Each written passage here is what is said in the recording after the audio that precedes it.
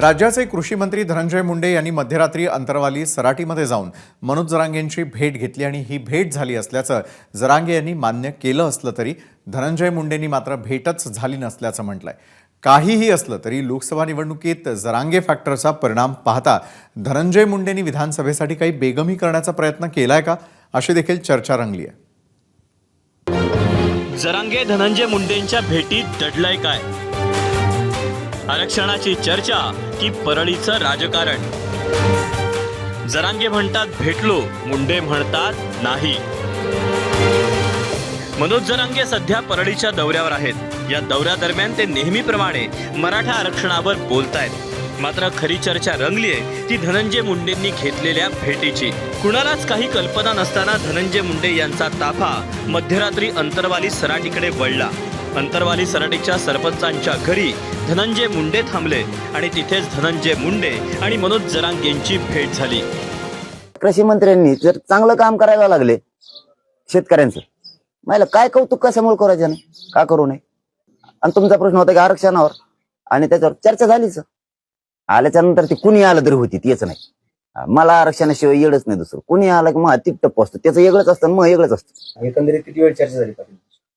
मी होतो झोपीत आणि मग ते आले। वाजलेले किती असते नाही सांगते, 3 वाजले असते अंदाजे, 2:45-3 वाजले असते। मग टेकलो, 20 मिनिटं चर्चा झाली, 20 मिनिटं मागं पुढं आम्ही झोपलेलोच होतो। ते आले म्हणले की लगेच आलो, कारण काय मी पुन्हा सांगतो, अंतराळीत कोणी येऊ शकतो। मनोज जरांगेंनी भेट झाल्याचं मान्य केलं असलं तरी धनंजय मुंडेंनी मात्र या भेटीचा इन्कार केला। खरं तर लोकसभा निवडणुकीत मनोज जरांगे फॅक्टरचा मराठवाड्यातील निकालावर मोठा परिणाम झाला आणि आता येत्या काही महिन्यात विधानसभा निवडणुका होत आहेत। त्या पार्श्वभूमीवर धनंजय मुंडेंनी ही भेट घेतली का असा प्रश्न आता विचारला जातोय।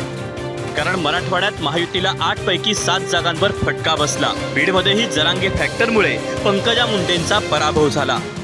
स्वतः दस्तरखुद धनंजय मुंडे हे ओबीसी असल्यामुळे या भेटीला अनन्यसाधारण महत्त्व प्राप्त झाले। आता मुद्दा असा आहे, आगामी लोकसभा निवडणुकीच्या अनुषंगाने हे सगळ्या गोष्टी होतात, तेव्हा याकडे नक्कीच की जेव्हा केव्हा विधानसभा निवडणुका होतील तेव्हा जरांगे पाटलाचा फॅक्टर हा महाराष्ट्रामध्ये चालेल। लोकसभेत बहिणीला बसलेल्या फटक्यामुळे धनंजय मुंडे सावध झालेत का? आणि जरांगेंच्या भेटीमागे हेच तर कारण नाही ना, अशी चर्चा रंगली आहे। मनोज जरांगे आणि धनंजय मुंडे यांच्या भेटीत नेमकं काय शिजलं हे कळायला मार्ग नसला तरी विधानसभा निवडणूक डोळ्यांसमोर ठेवून धनंजय मुंडे राजकीय पाऊल टाकतायत का, हा खरा प्रश्न आहे। गोविंद शेळके, एबीपी माझा, बीड। एबीपी माझा, उघडा डोळे बघा नीट।